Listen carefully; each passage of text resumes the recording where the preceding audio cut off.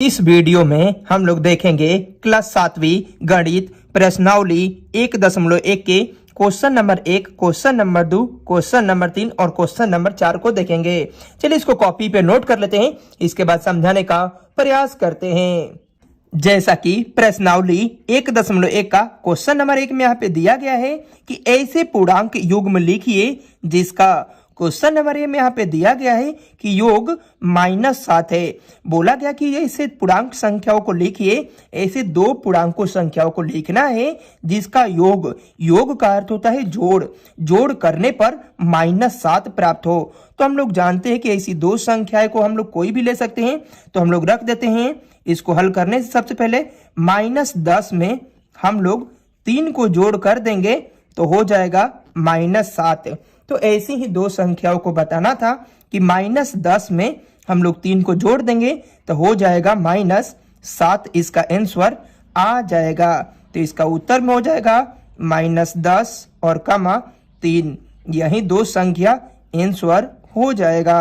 चलिए question number B में यहाँ पे दिया गया है कि ऐसे दो पूर्णांकों को लिखना है जिसका अंतर का अर्थ होता है घटाव करने पर -10 प्राप्त हो। तो हम लोग जानते हैं कि यदि -6 में हम लोग -4 को घटाव कर देते हैं तो हो जाएगा -10। तो हम लोग बोल सकते हैं कि -6 में से हम लोग घटाए हैं 4 को। -6 जो है यह संख्या माइनस में रहना चाहिए और जो 4 है वह प्लस में रहना चाहिए। इसके बाद देखिए, तो इसको हल करेंगे तो -6 माइनस में प्लस ले गुणा हो जाएगा तो माइनस हो जाएगा और 4 का 4 उसी तरह रख देंगे तो -6 और -4 को जोड़ देंगे तो -10 प्राप्त हो गया है। तो यहाँ पे अंतर किए हैं, जबकि इसमें योग दिया गया था इसीलिए हम लोग प्लस किए हैं। तो संख्या क्या रखे थे? -10 रखे थे और 3 रखा गया था। और यहाँ पे क्या रखा गया है? संख्या में -6 रखा गया है और इसके बाद 4 रखा गया है। तो यही इसका आंसर हो जाएगा। और यहाँ पे बोला गया है कि ऐसी दो संख्याओं का योग कीजिए, जोड़ कीजिए ताकि जोड़ने पर शून्य प्राप्त हो। तो हम लोग जानते हैं कि -2 में और आप +2 जोड़ देंगे तो शून्य हो जाएगा। तो इसका उत्तर में हम लोग -2 और +2 कर दिए तो शून्य आ गया। तो हम लोग कहेंगे कि -2 लिए थे और इसका 2 लिए थे।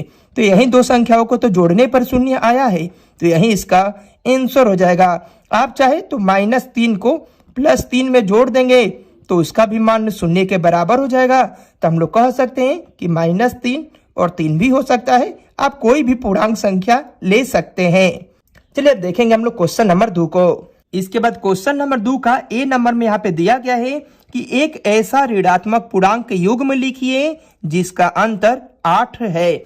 यहाँ पे बोला गया है कि ऋणात्मक का अर्थ होता है माइनस वाली संख्या लिखना है और पूर्णांक युग्म का अर्थ होता है जोड़ा।